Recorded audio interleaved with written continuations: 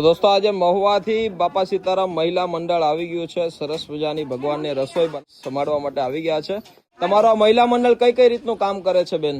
આ લોકો સત્સંગી છે. એ સત્સંગના જે પૈસા આવે એમનું એને અહીંયા આશ્રમમાં જમવાનું કર્યું છે. અરે વાહ. તમારા પ્રમુખ કોણ છે આ મંડળ?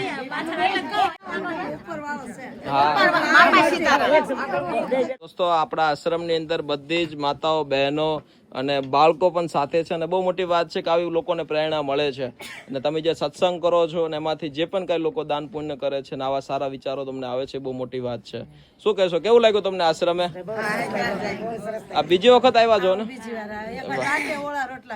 રાત્રે કર્યું હતું પ્રોગ્રામ. અરે વાહ. અને આજે શું રસોઈમાં છે? પૂરી, દાળ ભાત, બીજું ઓરમું અને શાક.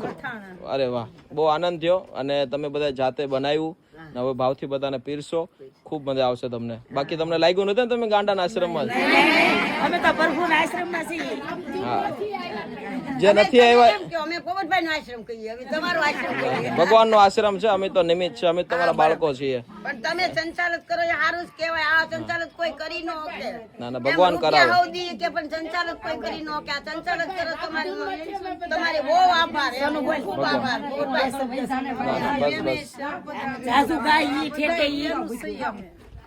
પાંચ હાથ બાજુ ઠેકી ઠેકીને જ્યાં લાવીએ ભગવાન ના નામ લઈએ અને દે. વાહ વાહ. ઈ બેન ને અમારે અવાજ દિવાળી બેન જેવું. અરે વાહ. આપણે ગાય ઈ આપણે કહેવાય ને. ના ના, બસ બસ, માં સરસ્વતીની કૃપા છે. અને ઠેકવું પણ એક કસરત છે, સત્સંગની મજા છે. બસ તમારા બધાનો ખૂબ ખૂબ આભાર. આવતા રહેજો. જે નથી આવતા એને એવું લાગે છે કે ગાંડાઓનો આશ્રમ છે, પણ વાસ્તવિક રૂપે જય નમઃ